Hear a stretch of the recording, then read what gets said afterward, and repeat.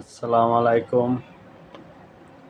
তো আমি একটা শর্ট ভিডিও করলাম ব্লক মার্কার। দেখেন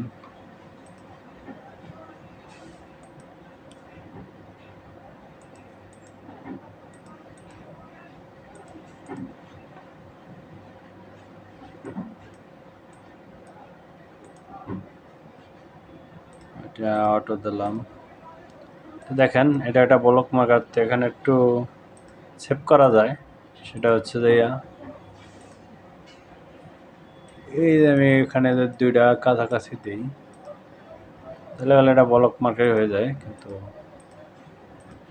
দেখেন,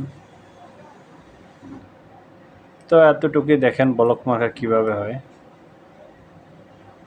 এটা মূলত করা হয় শেডের কারণে, যদি রানিং শেড থাকে, যার কারণে এটা করা হয় ব্লক মার্কার।